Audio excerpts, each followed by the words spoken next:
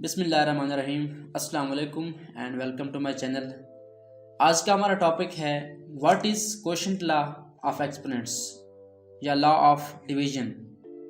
आज का हमारा टॉपिक है कि जो एक्सपोनेंट्स का क्वोशंट लॉ है या इसको हम लॉ ऑफ डिवीजन भी कहते हैं, ये क्या होता है और हमने इसके थ्रू किस तरह क्वेश्चंस को सॉल्व करना है, एक्सपोनेंट को सॉल्व करना है, तो आज हम डिस्कस करने जा रहे हैं। बड़ा ही बेसिक टॉपिक है, बहुत ही इंपॉर्टेंट टॉपिक है और बेसिक टॉपिक है। तो पिछली वीडियोस में हमने एक्सपोनेंट्स को डिस्कस किया था कि एक्सपोनेंट्स क्या होते हैं, पावर्स क्या होती हैं। ऐसे नंबर्स जो बार बार अपने आप से मल्टीप्लाई हो रहे होते हैं उनको हमने एक ख़ास फॉर्म में लिखा था जिसको हम एक्सपोनेंट कहते हैं। जैसा कि आप यहाँ पे देख सकते हैं 5 के ऊपर क्या लिखा हुआ है, छोटा सा 4 लिखा हुआ है। अब 5 यहाँ पे क्या है, बेस है, और जो 4 है ये क्या है, एक्सपोनेंट है, पावर है, इंडेक्स है। पावर क्या बताती है कि जो 5 है कितने टाइम्स मल्टीप्लाई हो रहा है। तो यहाँ पे 5 की पावर 4 है, तो यहाँ पे क्या मतलब है इसका कि 5 जो है वो 4 बार अपने आप से मल्टीप्लाई हो रहा है, यानी 5 multiply by 5 multiply by 5 multiply by 5, यानी 5 जो है 4 टाइम्स अपने आप से मल्टीप्लाई हो। इसको हम कहते हैं एक्सपोनेंट या पावर। तो हमारे पास रूल्स हैं, लॉज हैं एक्सपोनेंट्स के। तो लॉज ऑफ एक्सपोनेंट में सबसे पहले हमारे पास प्रोडक्ट लॉ था कि जब एक्सपोनेंट्स आपस में मल्टीप्लाई होते हैं तो हमने कैसे उसको सॉल्व करना है with the help of laws of exponents, कि एक्सपोनेंट्स के जो लॉज हैं उनको यूज़ करते हुए हमने सॉल्व कैसे करना है उसको। तो आज हम डिस्कस करने जा रहे हैं लॉ ऑफ डिवीजन, यानी जब एक्सपोनेंट्स आपस में डिवाइड होंगे तो हमने उनको कैसे सॉल्व करना है। तो यहाँ पे आप देख सकते हैं लॉज ऑफ एक्सपोनेंट, ये हमारे पास सेकेंड लॉ है, लॉ ऑफ डिवीजन। इसकी जनरल फॉर्म हमें गिवन है, a की पावर m है, उसके बाद बार है, बटा है, उसके नीचे क्या लिखा हुआ है, a की पावर n लिखा हुआ है। तो इसका आंसर क्या आएगा, अगर बेस सेम हो यानी असास जो है सेम हो और जो हमारे पास एक्सपोनेंट हैं ये क्या हो रहे हो, आपस में डिवाइड हो रहे हो, तो हम क्या कर सकते हैं, बेस राइट करके उनको आपस में, उनके जो एक्सपोनेंट हैं, पावर्स हैं, उनको आपस में क्या कर सकते हैं, सब्ट्रैक्ट कर सकते हैं, माइनस कर सकते हैं। तो ये इस लॉ की जनरल फॉर्म है। तो चलिए आप चलते हैं क्वेश्चन की तरफ। हमारे पास कुछ क्वेश्चंस हैं, हम उनको क्या करेंगे, सिंप्लीफाई करेंगे। हमारे पास एक क्वेश्चन है, simplify the following and write answer in index form. हमने क्या करना है, इनको सिंप्लीफाई करना है with the help of laws of exponent, और इसके आंसर को क्या करना है, पावर के फॉर्म में, इंडेक्स के फॉर्म में राइट करना है। तो चलिए स्टार्ट करते हैं। हमारा जो फर्स्ट पार्ट गिवन है इसमें क्या है, 5 रेज़्ड पावर 4 डिवाइड बाई, या डिवीजन सिंबल है यहाँ पे, डिवाइड बाई 5 रेज़्ड पावर 2। तो हमने इसको कैसे सॉल्व करना है, चलिए इसको स्टार्ट करते हैं। सो ये हमारे पास क्वेश्चन आ चुका है, 5 raised power 4 divide by 5 raised power 2। हमने क्या करना है, बिल्कुल प्रोडक्ट लॉ की तरह क्या करना है, सबसे पहले बेस को राइट करना है, क्योंकि बेस हमारे पास क्या है, सेम है।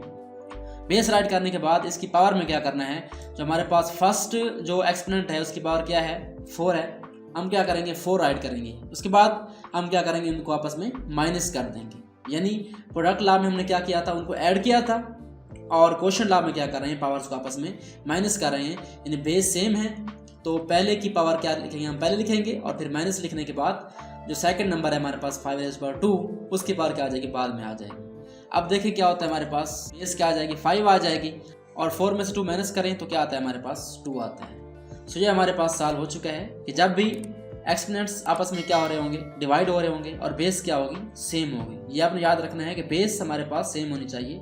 अगर बेस सेम नहीं है तो हम इसको सब्ट्रैक्ट नहीं करेंगे, बल्कि इनको आपस में क्या करेंगे, कंबाइन कर देंगे। वो हम आगे जाकर डिस्कस करेंगे।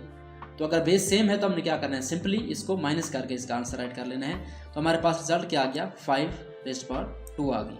उसके बाद हमारे पास नेक्स्ट पार्ट है x raised power 17 divide by x raised power 11। So students, यहाँ पे अगर आप एक और मेथड से राइट करें इसको, यानी जो हमारे पास डिवीजन है, हम इस डिवीजन की जगह क्या करें, बार लिखें, तो हम इसको राइट कर सकते हैं इजीली।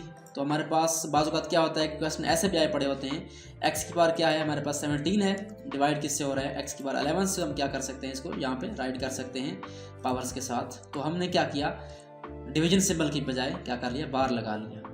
मेथड सेम है, यहाँ पे डिवाइड हो रहे हैं, यहाँ पे क्या हो रहे हैं, डिवाइड हो रहे हैं। तो इसका रिजल्ट क्या आएगा, रूल हमारे पास क्या है कि बेस सेम है तो बेस राइट करेंगे। बेस यहाँ पे x है, वेरिएबल है, पावर क्या हमारे पास ऊपर 17 है, 17 राइट करेंगे, उसको क्या करेंगे, माइनस करेंगे 11। तो हमारे पास रिजल्ट क्या आ जाएगा, x base as it is same आएगी, और 17 माइनस 11 क्या होता है, 6 होता है, तो यहाँ पे क्या आ जाएगा, 6 आ जाएगा। सो ये हमारे पास सेकंड क्वेश्चन भी सॉल्व हो चुका है।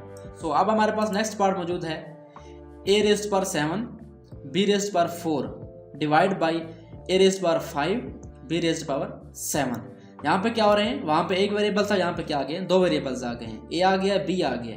तो यहाँ पे स्टूडेंट्स अक्सर कंफ्यूज हो जाते हैं, वो क्या करते हैं, a इसकी पावर में से b की पावर माइनस कर लेते हैं। तो यहाँ पे आपने ऐसा नहीं करना, हमारे पास रूल है वो क्या है कि बेस सेम हो तब भी हम क्या कर सकते हैं, इनको आपस में सब्ट्रैक्ट कर सकते हैं पावर्स को। चलिए इसको सॉल्व करते हैं।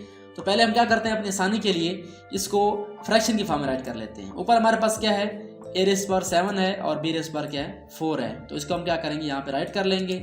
डिवीजन के बाद क्या हमारे पास a रेज़ पावर 5 है और b रेज़ पावर 7 है। तो हम क्या करेंगे, बटे के नीचे इसको राइट कर देंगे। चीज़ वही है, सिर्फ क्या किया हमने, डिवीजन को बार की फॉर्म में चेंज कर दिया है। उसके बाद मेथड सेम है, हमने क्या करना है, जो हमारे पास बेसेस हैं अगर वो सेम है तो उनकी पावर आपस में क्या करनी है, सेपरेट करनी है।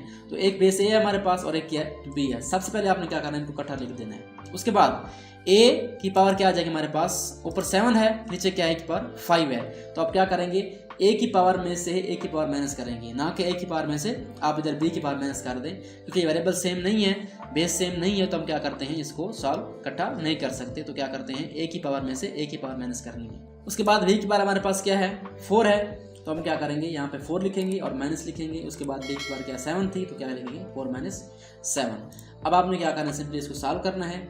a की पावर क्या आ जाएगी आपके पास, 7 माइनस 5 2 आ जाएगी, और b की पावर क्या आ जाएगी आपके पास, 4 माइनस 7। आप जानते हैं 4 जो है छोटा है और 7 क्या है, बड़ा है। क्योंकि हम 4 में 7 निकाल रहे हैं तो आंसर क्या आएगा हमारे पास, माइनस का 3 आएगा। सो हमारे पास एक और रूल मौजूद है नेगेटिव एक्सपोनेंट का। हमने क्या करना है, कोशिश करनी है कि आंसर में जो एक्सपोनेंट है वो क्या रहें, पॉजिटिव रहें। तो अब क्या करते हैं, इसको पॉजिटिव करने के लिए वो रूल यूज़ करते हैं कि जो हमारे पास नेगेटिव पावर होती है वो क्या करती है, अगर ऊपर से नीचे लेके जाएं उसको बार के नीचे, तो पावर क्या हो जाती है, पॉजिटिव हो जाती है। या उसको नीचे से ऊपर लेके आएँ तो क्या होती है, पावर पॉजिटिव हो जाती है। तो ए स्क्वायर तो हमारे पास पॉजिटिव है, ये क्या रहेगा हमारे पास, फ्रैक्शन के ऊपर रहेगा।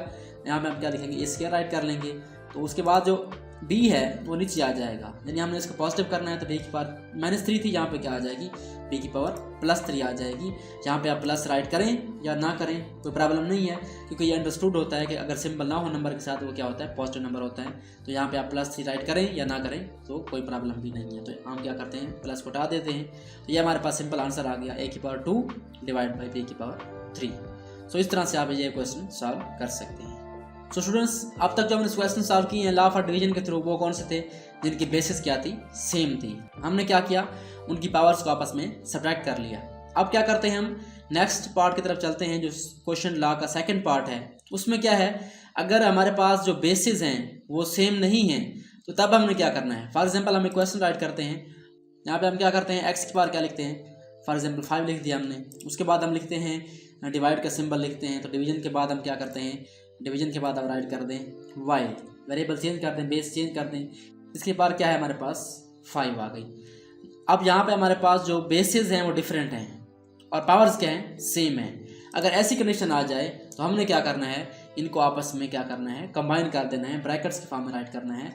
यानी हम क्या करेंगे, एक ब्रैकेट यूज़ करेंगे, ब्रैकेट राइट करने के बाद क्या लगाएंगे, ये हमारे पास डिवाइड है तो हम डिवाइड भी राइट कर सकते हैं, x डिवाइड बाई वाई। तो हमने क्या करना है, जो हमारे पास वेरिएबल हैं वो अंदर ब्रैकेट के आएंगे, और क्योंकि पावर सेम है तो हम क्या कर सकते हैं, इन दोनों की ब्रैकेट के ऊपर क्या लिख सकते हैं, पावर लिख सकते हैं। तो हमारे पास क्या आ जाएगा, 5 आ जाएगा। एक फॉर्म जी है जहाँ आप क्या करें, इसको बाहर के फॉर्म में राइट करना चाहें तो वो भी राइट कर सकते हैं आप। हमने क्या करना है, सिंपली इसको लिखना है और इसकी जो डिवीजन सिंबल है उसको क्या करना है, हमने बाहर के फॉर्म में राइट करना है। तो हमारे पास फ्रैक्शन आ जाएगी x डिवाइड बाई वाई, यानी ऊपर x था, नीचे क्या आ जाएगा, y आ जाएगा, सारे की बार क्या आ जाएगी, 5 आ जाएगी। तो इस क्वेश्चन को आप क्या कर सकते हैं, इस तरीके से राइट कर सकते हैं। वो भी उस सूरत में जब क्या हो, हमारे पास जो बेसिस हैं वो डिफरेंट हो और पावर्स क्या हो, सेम हो। इसकी एक और कंडीशन भी है कि जब हमारे पास बेसिस भी डिफरेंट होंगी और पावर्स भी क्या होंगी, डिफरेंट होंगी। तो चलिए उसको सॉल्व करते हैं। यहाँ पे हमने क्या लिखा था, x की पावर 5 था और y की पावर क्या है, 5 है। तो हमने क्या करना है, अगर यहाँ पे मैं 4 राइट कर दूँ, अब यहाँ पे आप देखें तो ये बिल्कुल डिफरेंट हो गया है, बेस भी डिफरेंट है, पावर्स भी डिफरेंट है। तो इस सूरत में हमने क्या करना है, अगर ज़रब हो तो इन दोनों क्या करना है, कंबाइन कर देना है। यहाँ पे अगर मल्टीप्लाई का साइन होगा तो हम क्या करेंगे, इसको मल्टीप्लाई करने के बजाय क्या करेंगे, हम इसको सिंपली इकट्ठा लिख देंगे, यानी कंबाइन कर देंगे। x की पावर क्या आ जाएगी हमारे पास, 5 आ जाएगी, x की पावर 5 राइट करेंगे, और जो y है हमारे पास वो क्या आ जाएगा, y की पावर 4 आ जाएगी। हमने क्या किया, इसको कंबाइन कर देंगे, क्योंकि वेरिएबल्स के दरमियान जब अलामत ना हो उसका मतलब क्या होता है कि वो मल्टीप्लाई हो रहे हैं।